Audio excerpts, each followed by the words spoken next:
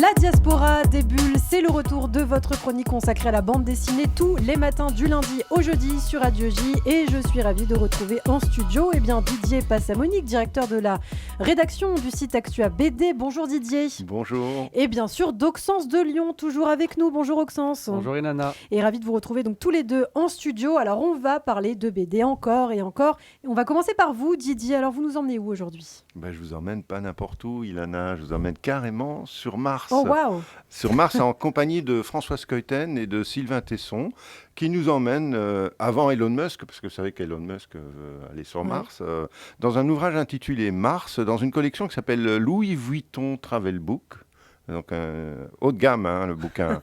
Alors que jusqu'à présent, il nous faisait faire le tour du monde en allant à Rome ou aux États-Unis, eh bien là, cette fois, ils font une espèce de livre de voyage sur Mars. Ouais.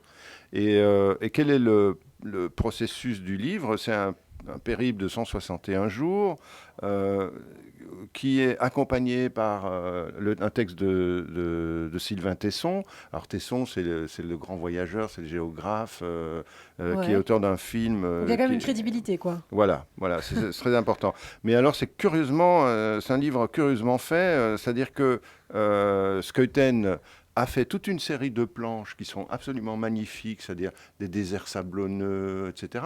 Et puis il imagine le Mars d'en dessous, c'est-à-dire le Mars des souterrains. Et là, il nous fait des forêts de cristaux, des jungles intérieures. Donc vraiment une vision de Mars qui, le dessin de Skeuten, il est un peu entre Moebius et puis les graveurs de Jules Verne, quoi.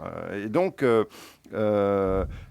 c'est un truc extrêmement documenté parce que il a travaillé à partir des clichés de la NASA et des autres explorateurs, machines qui sont allés explorer Mars. Très documenté, mais aussi un peu imaginaire, je crois, Didier. Oui, complètement. Et donc, c'est ça qui est intéressant, c'est qu'il va reprendre un peu les standards qu'on trouve dans la littérature et dans le cinéma, mais il va s'appuyer sur les images que les sondes ont rapportées de leur voyage. Et alors, ce qui est marrant, c'est qu'en réalité, pendant le confinement, il a dessiné tout l'album. Il a aligné les dessins sans penser à rien du tout. C'est-à-dire, il n'y avait pas d'histoire. Ouais. Et puis après, il est allé chercher Sylvain Tesson, parce qu'il disait, il faut que j'aille chercher un écrivain qui a le sens du danger. Et Sylvain Tesson a remis les planches dans l'ordre et a écrit un journal, qui est un journal de voyage. Mais avec Sylvain Tesson fait le distinguo entre une science-fiction qui est techniciste, dit-il, et une science-fiction qui est celle de Philippe K. Dick et d'Isaac Asimov, et surtout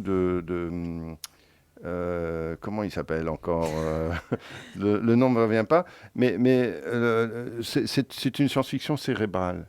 Et ce que dit Sylvain Tesson, c'est que ça ne sert à rien d'aller sur Mars parce que l'aventure, elle se passe là-dedans. Eh bien, merci beaucoup Didier Passamonique. Alors je me tourne vers vous, Auxence. Aujourd'hui, on ne parle ni de franco-belge, ni de manga, ni de comics, mais encore d'autre chose. Il s'agit du format, je cite, Fumetti. Tout à fait, Ilana. Donc, ce Charon qui a été publié en 2020 est un album italien en format de poche, donc ce qu'on appelle aussi du fumetti, inspiré des BD pulp italiennes, mais pour ma part, je l'appellerais plutôt une sorte d'ovni.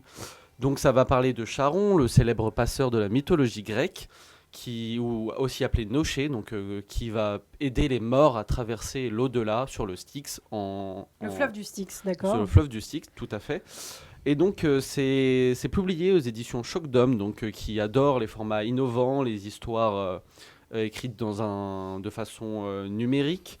L'auteur, c'est Fabio Listrani, qui est, je cite, scénariste, dessinateur, musicien et graphiste, donc qui donne un style très punk et moderne à cette histoire de Charon, revisité dans l'Italie contemporaine, mais aussi Japon féodal ou même l'espace intersidéral. Alors, pour que nos auditeurs comprennent bien, à quelle fiction connue on pourrait comparer cette BD Charon ?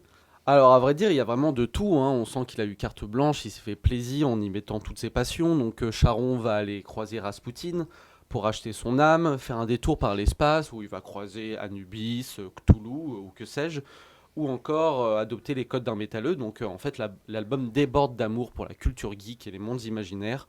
Donc pensez un peu Enki Bilal, qui serait dans sa période Nicopole, qui aurait eu un contrat pour adapter les contes de la crypte sur Netflix, pour imaginer le délire quand même. Oh, super. Eh bien, merci beaucoup, Auxence. Et si on veut se renseigner, parce que c'est vrai que je ne suis pas sûre que tous les auditeurs connaissent Enki Bilal, période Nicopole.